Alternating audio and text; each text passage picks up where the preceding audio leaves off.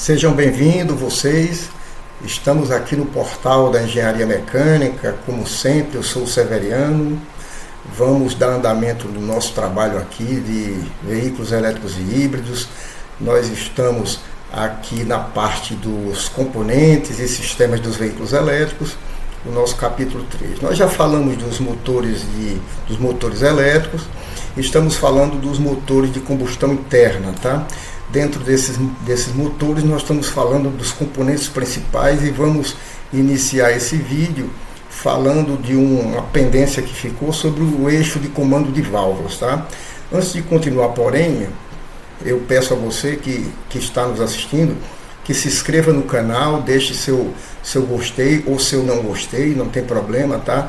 Participa do nosso trabalho e nos ajuda. Você se inscrevendo é uma grande ajuda, tá bem? Vamos adiante.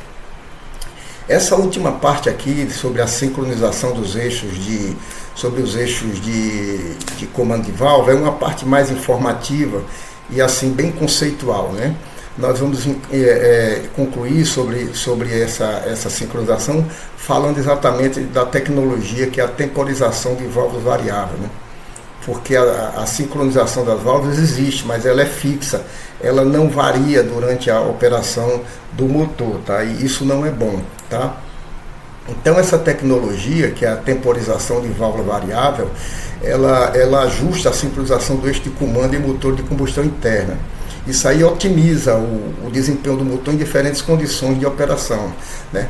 Como você pode ver, em um motor convencional, o tempo de abertura e fechamento da válvula é sincronizado, mas é fixo, né? Aí, se você está numa aceleração, você podia adiantar a abertura. Se você está em baixa rotação, você podia retardar a abertura da válvula. Isso não acontece, ou seja, a sincronização, que é essa nossa sincronização variável, ela serve exatamente para isso, para ajudar nesse ponto aí, porque ela é sincronizada, mas ela é fixa, ela não varia, tá? Então, a temporização de válvula variável, ela permite que o motor altere o momento em que a válvula se abre e que ela se fecha, né? Com isso aí é feito ajustando-se a fase do comando de válvula, né? Esse faseamento, né? Essa alteração que é o faseamento do câmbio, ou seja, você faz isso aí com faseamento, ou seja, girando o eixo de comando em graus. Os graus dependem aí do projeto, do fabricante, como é que vai fazer. Mas você pode, como ele tem o câmbio, ele tem um ressalto, você pode adiantar o eixo antes dele, lógico, isso aí é feito dentro do funcionamento, né? Ele gira um pouco o eixo e ele adianta. Então, isso aí pode adiantar a abertura da válvula ou retardar, tá? O tempo de abertura das válvulas, ok? Pois bem, durante a aceleração, por exemplo, o sistema pode avançar a abertura da válvula. Se ela está abrindo num determinado ponto, mas você quer mais ar, quer mais velocidade, você pode adiantar a abertura dela, avançar a abertura, né?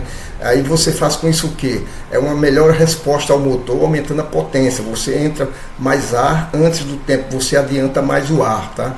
Se você quer já em baixa rotação, você pode retardar a abertura da válvula, tá? Retardar significa melhorar a eficiência do combustível e reduzir emissões. Por quê? Porque você não está precisando de tanto ar, então você retarda a abertura, você concilia o movimento de abertura da válvula com a rotação do motor. Isso aí existe todo um sistema de controle eletrônico para fazer isso daí, tá? Só adiantando, os dispositivos que ajustam a posição do câmbio em graus, né? Eles ficam na cabeça do câmbio, tem lá aquela sincronização. Ele pode ter um motor elétrico, né? Ele pode ser elétrico, ele pode ser hidráulico ou ele pode ser mecânico.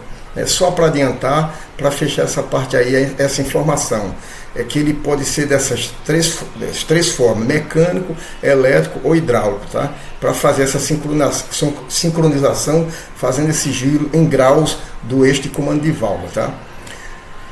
É importante lembrar aqui no nosso bate-papo que esse eixo de comando de válvulas que nós acabamos de ver, esse eixo juntamente com as válvulas de admissão e escape, com a correia ou corrente, né, de distribuição, junto com os tuchos e os balancinhos, eles compõem o sistema de distribuição em motores elétricos, em motores de combustão interna, tá? Ele consiste no sistema de distribuição que nós não vamos nos aprofundar muito, tendo em vista o nosso objetivo aqui. Esse sistema de distribuição, ele é responsável por todo o controle de fluxo, né? De admissão e escape. Então, o sistema de distribuição composto pelo eixo de comando, composto pelas as válvulas de escape e de admissão, as correntes que acionam a engrenagem do eixo de comando, os tuchos que acionam as válvulas e os balancinhos que fazem o abre e fecha da válvula, tá certo? Pois bem, vamos passar agora a ver um outro equipamento dos nossos motores de combustão interna, ainda no contexto dos componentes principais ou dos principais componentes, que é o volante. Esse volante, também conhecido aí como volante de inércia, ele é realmente uma coisa de inércia mesmo. Ele é fundamental nesses motores porque ele tem uma função principal, que é a inércia. Ele dá inércia para que o virabrequim não tenha problema no seu funcionamento, tendo em vista que o motor de 4 ciclos, ele só tem força, só tem potência num ciclo. Então quando ele tem a força num ciclo, esses outros 3 ciclos ele não tem força.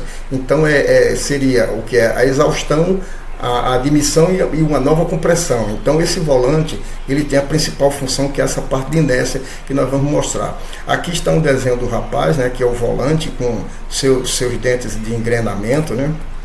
Ele está engrenado aqui o virabrequim, na ponta do virabrequim, através de parafusos e os 3, no caso aqui um motor de 3 pistões, tá? Então esse é o desenho do nosso virabrequim, do nosso volante, tá? Ele é um disco pesado, né? Geralmente feito de aço ou de ferro fundido, e é acoplado aqui na extremidade do virabrequim, como vocês podem ver. Então ele deve ser pesado, o volante tem que ser pesado pela questão de inércia, para dar inércia ao virabrequim, para que ele tenha a condição de ter um movimento suave, tá? Pois bem, qual é a principal função do volante? É a inércia, ou seja, ele absorve a rotação no momento da explosão, ele absorve a energia, né, a inércia, e depois ele vai compensar vai soltar essa energia, vai dissipar essa energia nos ciclos em que o motor não está produzindo força. Que ciclos são esses? Quando ele desce, que explode, quando ele explode, ele vai ter mais 3 ciclos. Ele vai ter a exaustão, a admissão e a compressão. Aí o volante é que com sua energia cinética, com a energia que ele armazenou nesse momento de explosão, ele vai compensar o movimento do virabrequim, para que ele tenha um movimento suave, para que o virabrequim não tenha trepidações nem irregularidade no seu movimento, tá? Com exceção do ciclo de combustão, como nós falamos, né? Com exceção do ciclo de combustão, não há produção dos outros 3 ciclos. Ele não tem produção dos outros 3 ciclos que eu acabei de falar. Então, isso aí, o volante ajuda a manter o virabrequim girando de maneira uniforme, porque ele absorve essa energia de inércia e dissolve essa energia nos outros 3 tempos. Uma outra função, a segunda função do volante, é que ele serve como base para a fixação, né, do câmbio manual, de alguns motores com câmbio manual, para permitir a transmissão da força para o motor, tá? Para o câmbio, a caixa de câmbio do motor. Então ele recebe aqui o disco de embreagem e aciona a transmissão do veículo, tá? Isso é uma segunda função. Uma terceira função dele é no arranque, né? A terceira função dele é na partida do motor, tá? Você tem o seu motor de partida, né, que é engrenado aqui. Então você tem um motor de partida elétrico que engrena aqui e possibilita a rotação do motor a partir do motor de partida, dando tranco no volante. Como ele tem uma massa muito grande, né, você tem alta velocidade. Nós sabemos de mecânica que quando você tem uma transmissão de uma engrenagem menor, que é o caso aqui, é um peão que engrena aqui, uma engrenagem menor com alta velocidade, e ela tem uma redução de velocidade, você perde velocidade e ganha em torque. Então, se você tem um peão em alta velocidade do motor de partida, transmitindo o movimento para uma engrenagem muito maior, tá? Inclusive com grande massa, você perde em velocidade, mas você ganha em torque, tá? E isso é o que faz dar partida no motor, tá? Pois bem, portanto, se a gente fizer um resumo aqui do volante, ele tem ele é essencial para garantir a estabilidade do movimento do virabrequim, né, porque o virabrequim vai ter um movimento mais suave. Ele permite a transferência de força para o sistema de transmissão e auxilia na partida do motor, tá? Ou seja, sem esse volante aqui, o funcionamento do motor seria muito instável e a condução do veículo impraticável, porque você ia ter grandes trepidações no seu virabrequim e no carro como um todo, tá? No seu veículo como um todo. Parando essa parte aí, nós vamos falar um pouco dos turbocompressor e supercompressor, tá? Vamos falar primeiro dos um momento só. Nós vamos falar dos turbocompressores e dos supercompressores, né? Eles são dispositivos projetados para aumentar a potência, porque eles mandam mais massa de ar para dentro do cilindro, e com mais massa de ar você tem mais compressão, e com mais compressão você tem mais força na biela que vai para o virabrequim, tá? E você tem o ar mais com uma compressão maior. Por quê? Porque você tem mais massa de ar dentro do cilindro, tá? Essa quantidade de ar comprimido permite queimar mais combustível, resultando em potência e maior eficiência. Você tem mais massa e tem mais torque, tá? O turbocompressor. O turbocompressor, ele é um turboalimentador, né? É um sistema, nós podemos ver aqui, que ele é um sistema que usa o gás de escape, né, que aciona uma turbina. Você tem a turbina solidária, o eixo solidário é um compressor que succiona o ar e joga para dentro do cilindro de volta, tá? Então esse é um esquema. Você veja bem, quando os gases de escape, né, os gases de escape saem aqui, eles saem em alta velocidade e alta temperatura, eles passam pela turbina, né, passa pela turbina aqui, eles acionam a turbina que é solidária ao compressor, que por sua vez suga o ar do coletor. Ele suga esse ar com muito mais massa do que se o motor fosse aspirado, né? O motor sendo aspirado é diferente, ele aqui ele aspira, ele succiona e joga mais ar do que um motor aspirado. Então esse ar volta para o cilindro, para a parte de admissão. Ele comprime esse ar vem comprimido. Você sabe que se você aumentar a massa de ar aqui, né, com bastante ar, você vai ter mais compressão e vai ter mais torque para o eixo virabrequim. Então esse é o nosso superalimentador, é um turbocompressor, tá? Para encerrar esse vídeo, eu queria mostrar uma imagem dele, porque aqui a imagem é compreensível, né? Você tem o escape aciona a turbina aciona o compressor joga ar para o cilindro. É entendível, mas essa figura aqui ela é mais didática, tá? Você tem aqui a turbina, né, que ela recebe o ar do escape. Esse ar, aqui nós temos as palhetas da turbina em vermelho, é o ar quente, ele em alta velocidade aciona a turbina. Aqui tem o eixo da turbina para o compressor com seu rolamento aqui.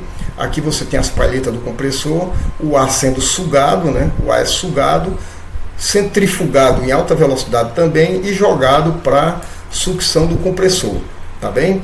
Para sucção do motor que vai para o cilindro, tá? Vai para o cilindro para fazer a queima e o movimento do motor.